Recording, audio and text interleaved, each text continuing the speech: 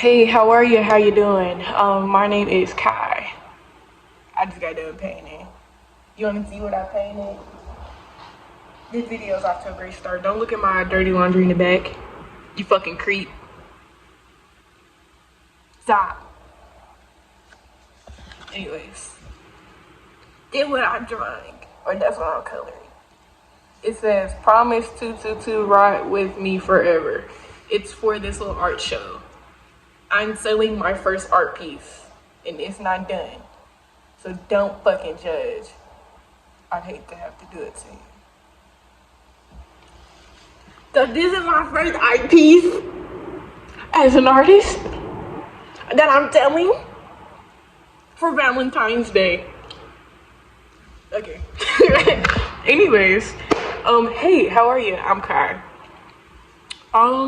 This video is to kind of sort of bring some optimism into the grand sphere that is the internet, that is from my heart space and my mind space and my soul and my fucking soul, man. Okay. The speech I'm gonna read to you originated from, well, first let me give a disclaimer. This video does have elements, it's dark. It does get pretty dark, but like I said, also optimistic. I think it's so important to balance being real, seeing everything for what it is, and also having the awareness or the space of compassion for self to acknowledge that it could change and it inevitably will get better. That's kind of a reoccurring thing throughout this speech, is like, I, in my circumstances, saw no light, saw no escape other than my 18th birthday, or, you know, being that I was born into placed in situations where I thought that I had no power. And I had to realize through trials and tribulation and going within that I am very powerful, and that my sovereignty is something that can only be given up. My choosing to keep going, my choosing to be docile, to assimilate, to not see things for what they are, is a choice. Not choosing to see myself for all the greatness that I am, or see somebody else for all the love and greatness that they are, and vice versa, is like, that's a choice, right? I had wrote this speech originally as a journal entry. It had started out, I was in a really dark space mentally and also situationally in the physical world. And I thought that there was no way out. I thought there was no way that I'd make it past the obstacle that was in front of me. But even then, me being me, I still had that piece of hope, of optimism, of shit is gonna shake. It's bound to. It is inevitable that things will get better. I had started out as a journal entry. You ever get those feelings where it's just like so much emotion, so much pent up emotion, so much grief, so much anxiety and fear and hopelessness is in your body, or it feels like it's in your body, or it's just like all in your head. Like, here's a question for you. When you feel emotions, where do you feel them? Me personally, when I feel a lot of grief, usually associated with a situation or losing somebody or letting somebody go, or just remembering moments in which I was hurt, even betrayal, is I'll feel it in my heart. My chest would get real tight. It's as if my pericardium, listen, I looked into the shit. It was like my pericardium, which is like that, I think it's, actually I didn't do too much research, but it's the covering, the lining that's over your heart. It feels like whenever I go through a grief-stricken situation, or just remember or talk about something like that, there would be tightness in my chest around my heart, like this. It's like it constricts to like protect myself, protect my feelings in a way. I don't know, I think that's pretty cool. How the body will hold on to a lot of stuff that you're not even aware of to protect you. Or to even just the fact that it hasn't been processed, whatever. Okay.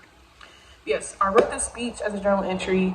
I came across an event like a day or two later, a couple hours after maybe, where it was a spoken word for mental health. And I was like, oh shit, yeah, I'm totally gonna write this and speak it to somebody, and it's gonna touch somebody, and maybe I can make some connections at this event, whatever. Because that was my thing. It's like I knew I had a purpose. This was several months ago. It was like I knew I had a purpose. I knew I had a truth that I wanted to speak, but I didn't know how to go about it. Now, I had wrote the speech and I put so much passion into it, so much soul into it, and finished it, and I was so happy with it. And I had rehearsed it over and over in my room days before. Like I was nervy hours before. Like I had a couple people that had came to support me, and come to find out, we pulled up that it was only 21 and up, and I was 19 at the time. So of course I was really sad, but I took that that anger, that sadness, and I decided that I wasn't gonna let that speech die, you know, with that circumstance. And so I had created a video, not knowing I was gonna put that speech in it. And it was about Christ consciousness and what love means to me, unconditional love.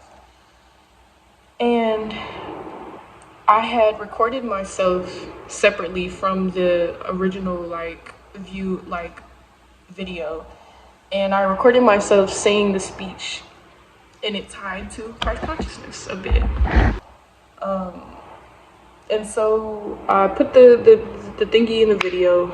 I put the video in the video, and unfortunately, I had left the video up for a couple months, and then just due to the fact that I looked back on it and I was like, I was still going through it. Like during the time that when I had looked back, I was still going through it. So I was like, I don't want the world to see me in such a vulnerable, tender state, you know.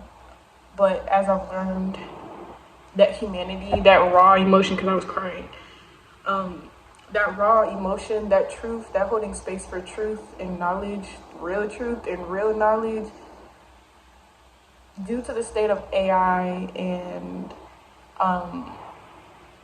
you know, just the state of the world right now, like, I feel it's so important to express truthfully, express your humanity, express, whether it's create, whether it's verbally. We need you. We need to hear your voice. We need to hear your testimony. We need to know, we need to help each other realize that that is what we have, each other. You know, these, with ICE, and then the continuation of this like blooming of fascism in our country, which has always, I feel, always been there. It's like, it's just, they don't care to hide it anymore. I think it is so important to speak your truth. But yes, I do have a couple clips from that video, even though I had deleted it. I do have a couple clips from that video. I got a couple clips from that video, so I'm really happy about that. Let's get started. Goodbye. I don't even know where she went.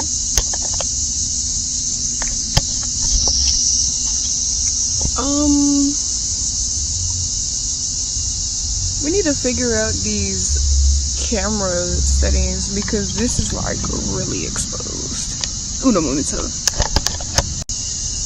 Because I'm only 19. So let me read this for you. You know, to have been someone that has experienced more grief in my 19 years around the sun, oh shit, than most people will ever come to touch in multiple lifetimes, I'm as optimistic as they come. Which logically and genetically doesn't make any sense. being that I, as most of us are, am a part of a family of people who have tied themselves together with similar partners in an unconscious, painful chain link of addiction to suffering, abuse, victimization, violence, fear, poverty, and grief.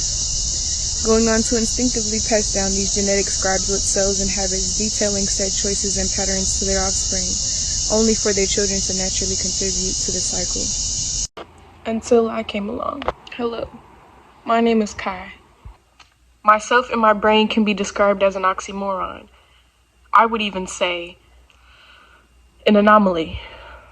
On the outside looking in though, some would call my embodiment of radical optimism as a bit of delusion. A wounded neurodivergent individual's desperate attempt at survival by using a positive outlook as a means of escapism. But allow me to reassure you that this is definitely not the case, especially being the belief that everything can and inevitably will get better is the only reason why I'm still here. You see, if it wasn't for my heart's both debilitating and powerful capability of believing and seeing the hope in even the most dark and heinous moments, I'd be nothing but a rotting corpse and a memory to some. I used to fantasize about my death to feel better as well as to compensate for the love I didn't receive in real time, as if it were some twisted crowning or christening, where upon hearing of the tragic taking of my own life, people would then be able to see my inherent worthiness. I wondered what their reactions would be. Would they immediately weep or maybe freeze with shock? How long would it take for them to find me? For my estranged parents to find out? I dreamed of them in my passing, grieving the loss of their child, finally after years of no acknowledgement of my existence.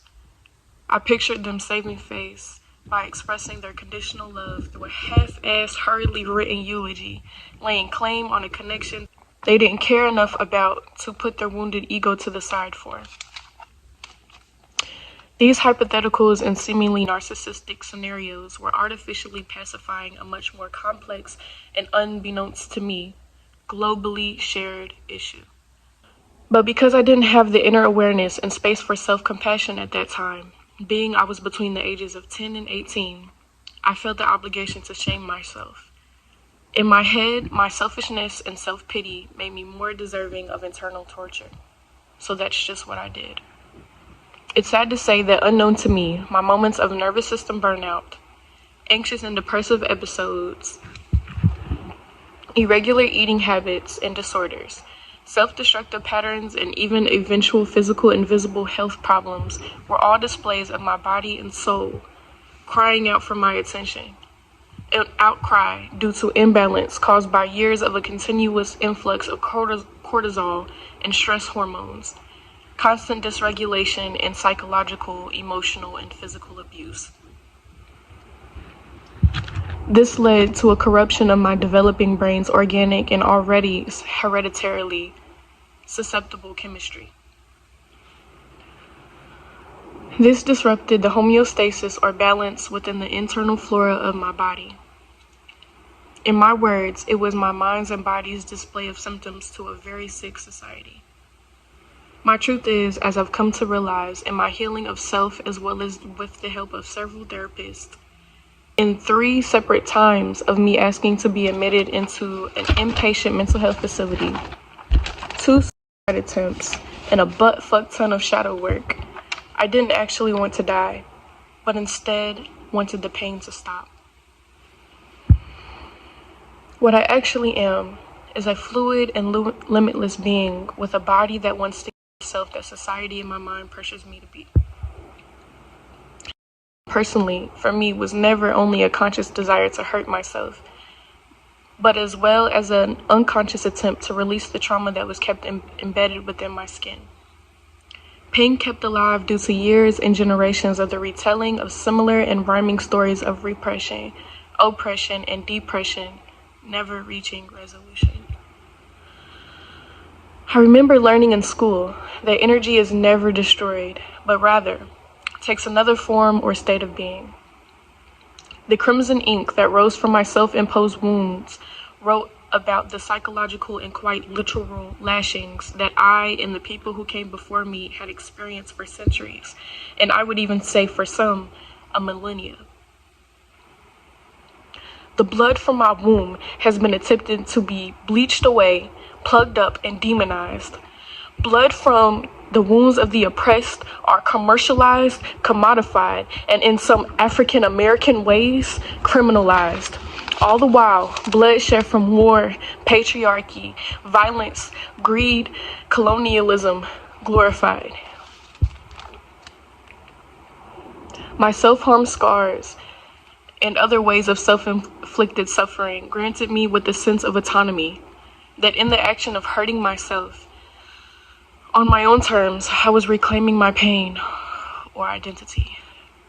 The pain that my abusers had used to domesticate me with, as well as the same varying pain that society and the powers that be used to gaslight me and many others collectively to the point of docility, was now on my skin and served as a reminder for the grief my cells had been keeping track of before I was even ejected from my mother's body.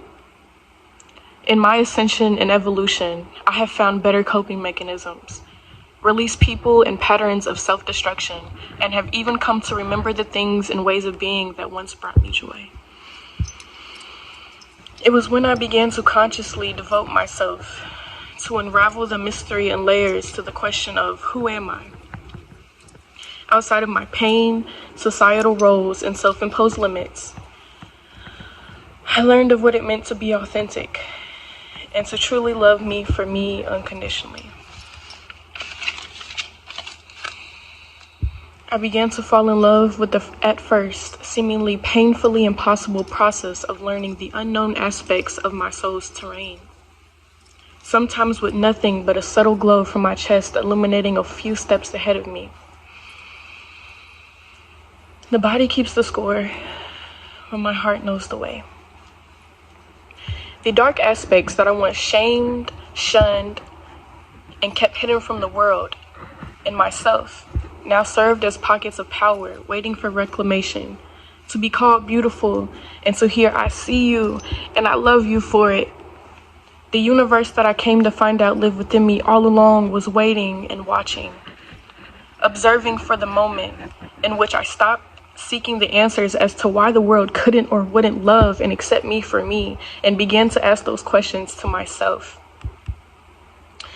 Jill Scott Heron once said, "The revolution won't be televised, and it's not because of media censorship, but because it all starts in our minds. When you decide to stop shaming you and everyone else for whatever story you choose to repeat as to why your life or someone else's is not worth sticking around for or granting love from a distance and acceptance to, you then are picking a needle up off of a seemingly broken record. And in your curiosity, you will begin to see the reasons for the machine's malfunction, as well as the solutions that can be applied as antidote. Eventually, you will then understand the internal microcosmic inner workings of the infinite macrocosmic system at play. Before I leave, I would like to leave you all with a couple things to chew on. For when you're alone, no one to perform for, and no one but yourself to hear. You don't have to remember any of them in particular, just the ones that stand out the most. Who, if you can believe to be anyone, benefits to the surrendering of your power and your life? What would you do with said power in life if you were to become aware of the infinite potential that lays untapped inside of you, waiting for you to put your sword down and to hear the actual war cry that burns, yearns, and wails for your attention and reciprocation of love in your belly? Where do you think this infinite power comes from if you believe in such a thing? What does reclaiming it look and feel like to you? And who taught you to fear the unknown? Thank you.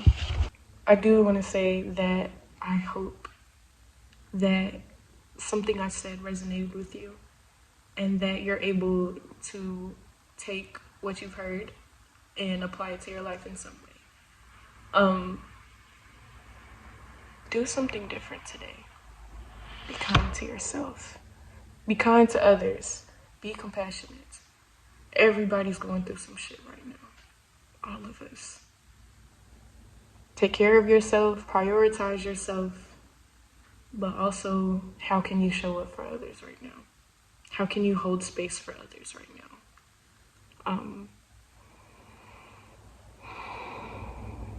You are loved more than you are aware of. And you are so, so beautiful.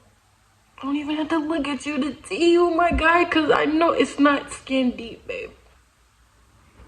If you can hear me, and if what I said touched you, then you have a certain beauty within you that I don't need eyes to see. Just need one to know. Much love. Peace. Jessica the coolest. Peace, y'all. What is love? And what is self-love than wanting the good for all? Right? Wanting everyone to evolve and reach their highest potential, to live their best life, right? What is love but that, right? Unconditional love, that is. Not the bullshit they force feed you and tell you that it's love. Bitch, I love you simply because you exist. What about that? Now you go have a freaking really good day because you deserve it. And don't let a couple thoughts that you let run amok fuck up your whole day. Alright, bye-bye. This video already has some music in the background and I don't want to get copyrighted, so bye.